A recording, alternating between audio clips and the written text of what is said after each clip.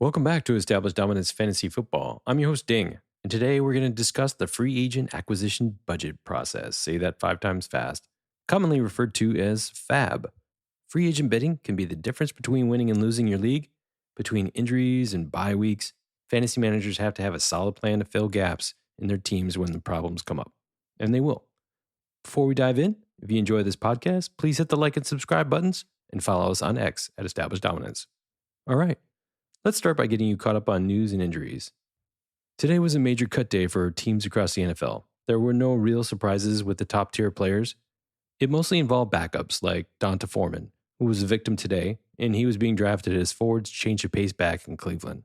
On the flip side, a couple of popular players getting drafted were also placed on IR, and that may impact your team moving forward. A.J. Dillon, Elijah Mitchell, and Chase Edmonds are gone for the season due to IR. And these players were often drafted as handcuffs in deep leagues or in best ball tournaments. So double check that before you get into your next draft. Some players were also placed on the PUP list.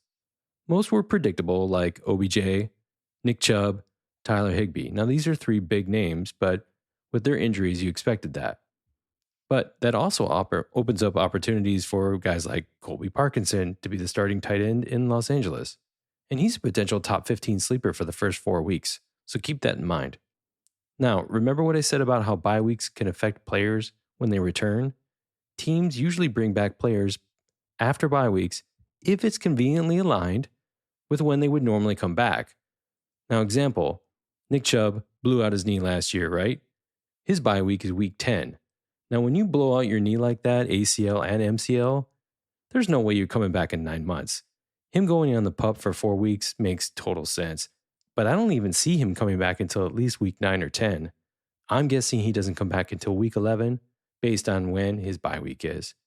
Tyler Higbee, he's out for 4 weeks. His bye week is week 6. Do you really think they're going to bring him back in week 5 only to give him another week off after that? No. They're going to bring him back week 7. OBJ, same thing. His bye is week 6 as well. I bet he doesn't come back until week 7. I could be wrong, but things like that can affect your lineups.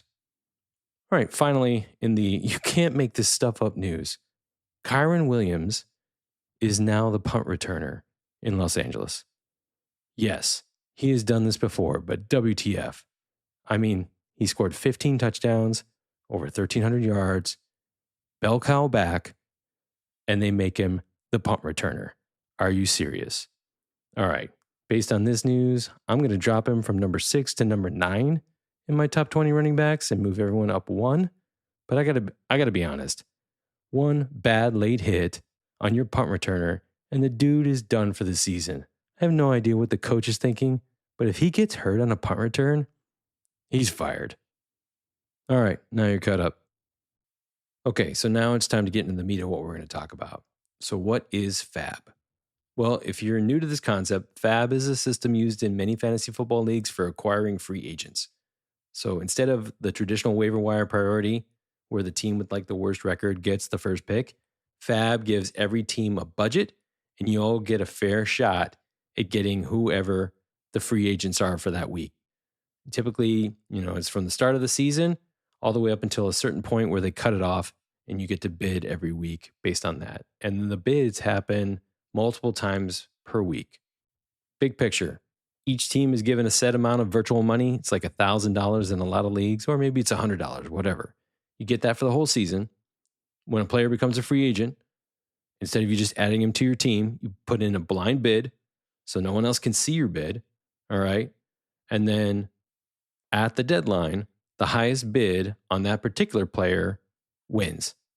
Sounds simple, right? Well, it is in principle, but in execution, it can be really complicated. So we'll talk about some strategies to maximize your FAAB. And then, hopefully you'll be able to get the players that you need without blowing your entire budget way too early in the season. For my first tip, try to be patient early on. It can be tempting to go all in on week 1 for a breakout star. Somebody blows out his knee like ETN, knock on wood, and Bigsby is there, you're going to grab him. He's the new RB1, no question. But you can't be definitely sure that he's going to be the guy who finishes in the top 5. So try not to blow all of your money on week 1. Use your budget wisely. Don't spend big unless you're sure that that player is worth it. As a good rule of thumb, try not to blow more than 20% of your budget in the first few weeks unless you're definitely convinced. But if you are definitely convinced, then commit to making the strongest bid possible, especially if it's going to transform your team. Good example. Maybe you went wide receiver heavy early in the draft, and you really didn't get a whole lot of RB1s or starters to fill up the rest of your running back ranks. If a guy like ETN, knock on wood, blew out his knee and Bigsby was available, that would be a good situation where you would blow a lot of your FAAB budget to get somebody who could transform your team. That would be an obvious game changer situation. If you are going to go all in like that, commit to it and put at least 80% of your FAAB money against it. If you think it's going to require more, then put more in. The key is be aggressive, commit to it, go with your gut, and I hope you get them. But remember, more opportunities will come up during the season. They always do. And you're going to need some money left. Try not to blow it all in the first week. All right, second tip here. Know your league. All right, every league is different. If the players in your league are super conservative with their bids, you might be able to snag a few mid-tier players for cheap. Now, on the flip side, if your league is totally aggressive, all right, everyone's been doing this for 20 years, then you'll need to adjust your bids accordingly. And, be aggressive if you need to. Don't get yourself into a position where you regret not adding an extra couple of bucks to that FAAB bid to make sure that you get that guy. You have to be flexible and adapt to whatever your league, or if you know your league very well, adapt to what you know they're going to do. The second part about knowing your league is know when your league stops the FAAB system. Or if you're not using the FAAB system, know when the traditional waiver wire pecking order ends as well, okay? At a certain point in the season, that ends, both of them. And that's usually right before the playoffs, but some leagues have different rules. So you need to know your league and when that ends, all right? Because if you have budget left over at the end of the FAAB period that you didn't actually use, then you just wasted it. So you want to be smart about how you use your money. And if you know it's the last week and there's one or two guys you want to get, then blow it all, man. It's not like you're going to get it paid back. Okay, for the next tip, avoid bidding on a player just to block someone else unless you truly need him. Sometimes bidding to block someone else is a smart move. Like, he needs a defense and there's only two defenses that are left for that week. You're in a head-to-head matchup and you can grab both defenses with a smart FAAB move. Fantastic. That's awesome. You're going to go up against that player and he doesn't have a defense. Yeah, it makes you more likely to win.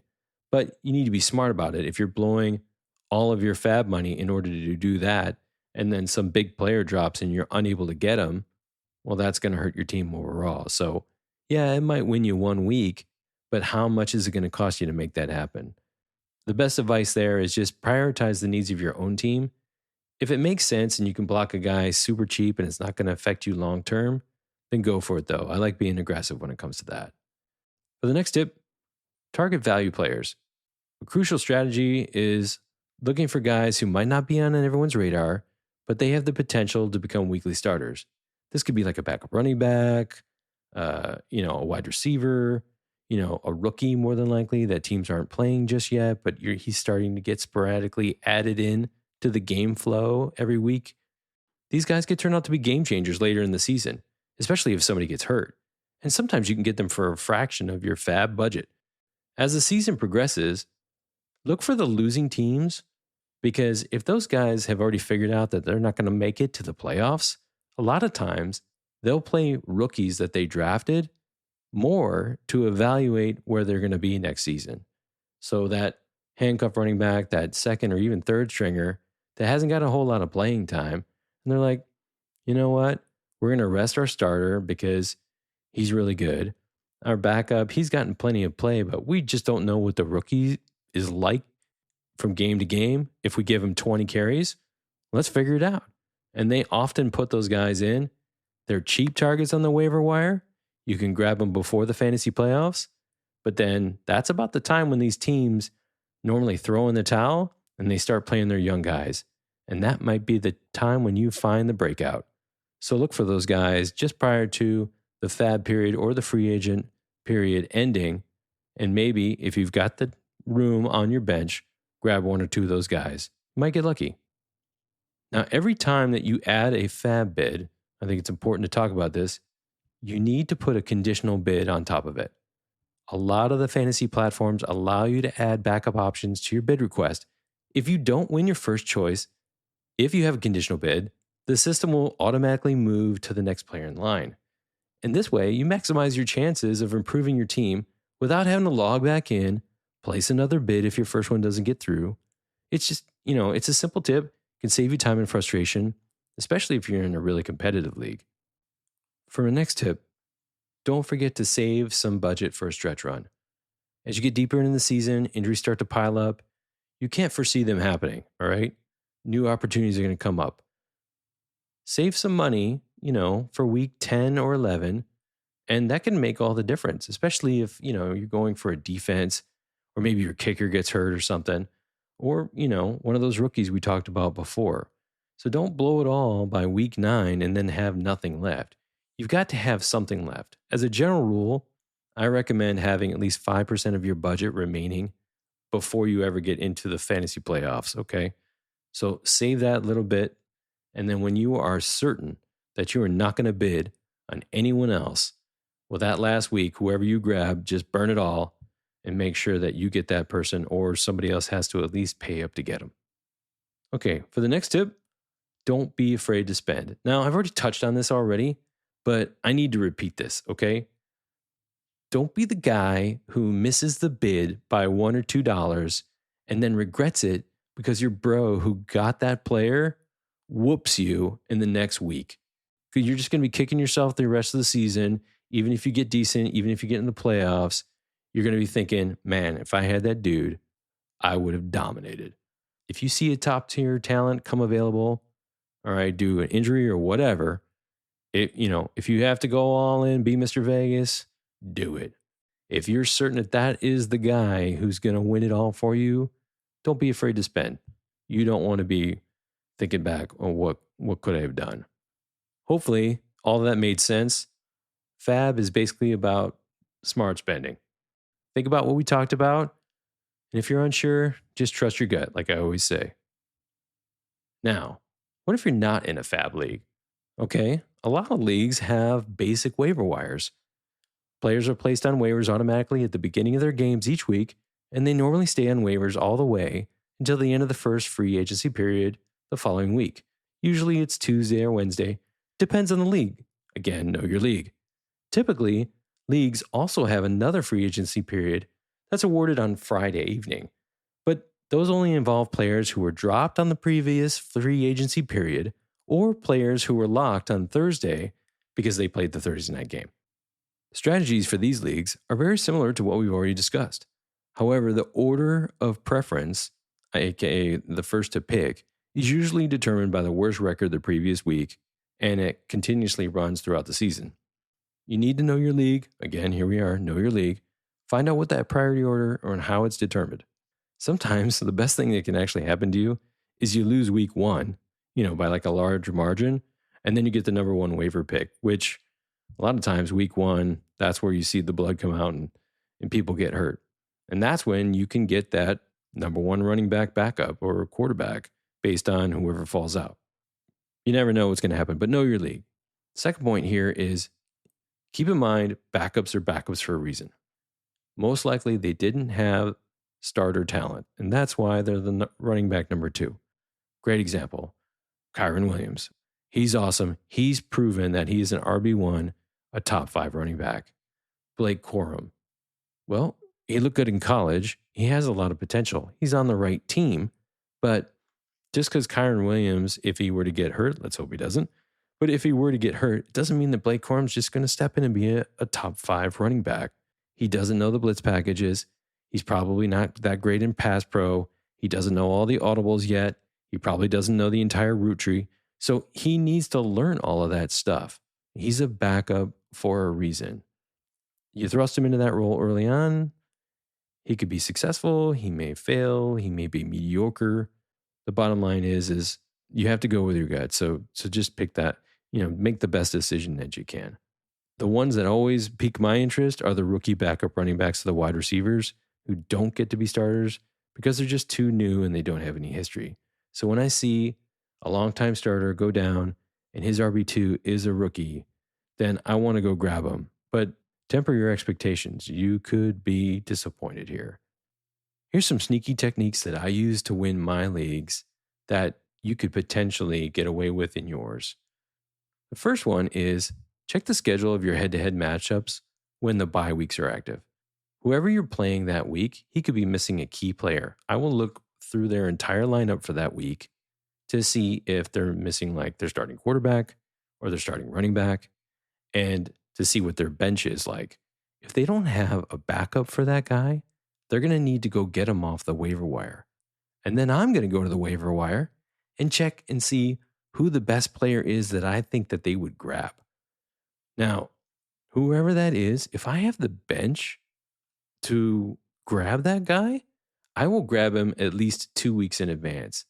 And that way he has no chance of grabbing him. Now, if it's the only guy that he could pick up, even better, because now he can't even put somebody in that slot unless he trades. So you're really hosing him over. So I definitely look for those kinds of opportunities. This is a technique that works in leagues that have deep benches. And a lot of times you can hoard defenses because when the waiver wire comes on, there are 6 teams on a bye. And if you have 12 teams in your league, that's 18 right there. And at least 5 to 6 of the teams out there are absolutely horrible in defense. So if there's only like 1 good or 2 good matchups, you might be able to hoard a defense for like a week and totally hose your bro over.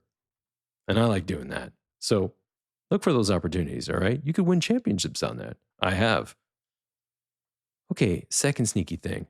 On Yahoo specifically, if you monitor the evening of the free agency period, when the period ends, keep refreshing until the player list shows that you can grab players. Now, it depends on timing, but it's usually a couple of minutes after the waiver bids are due and closed out. The waiver wire on Yahoo will delete the players that were picked up through the process, but your team won't display the players that you were actually awarded. But you'll at least be able to see the players who were not awarded and were pushed back into the free agent period. And that is an opportunity for you to grab players. There's a small delay in reporting before you get the email, before they throw them into your team, before you hit the refresh button, and now your team shows the players. But if you capitalize on those couple of minutes where it's not updating properly, you might be able to land a backup player that nobody knows is actually available because they're all waiting for that email to hit and let them know, okay, you've won so and so. Well, you don't have to wait for that email. When Yahoo updates their waiver wire, they do it before the email goes out. So you'll know who you can grab. Sneaky, I know, but totally legal. Okay, the last technique is always put in conditional bids. Now, we talked about this already before. If your league does not have a FAAB system, you must use conditional bids. When it's your turn on the waiver wire, you need to have enough conditionals so deep to account for everyone in front of you as if those people were sniping every single person you wanted that week except for the last guy on your list. If you're number 6 in the waiver priority, you need to have your first pick with 5 more conditionals underneath it. So at least you get 1. If you don't put that many conditionals, you could lose out on all of your picks after that, especially if you want multiple players. For every player you add to that waiver wire, you have to have the number of conditionals added onto it based on where you are in the order. I hope that makes sense. Now, if all of this sounds like a lot of work, it can be. But it could also be the difference between winning and losing. Some leagues have hefty prices for last place and huge prizes for the winners. Ask yourself, how bad do you want to win or avoid being last place? That being said, good luck. And I'll tell you, the more effort you put into it, the more likely you are to be successful. Now, before we sign off, I want to recognize our men and women in uniform who protect the freedoms we hold dear. Thank you for your service and sacrifice. Finally, thanks for listening. If you enjoyed this episode, be sure to subscribe and follow us on X, YouTube, Apple, Spotify, or wherever you get your podcasts so you can stay up to date on our latest content. Until then, remember, established dominance isn't just a catchphrase, it's a commitment.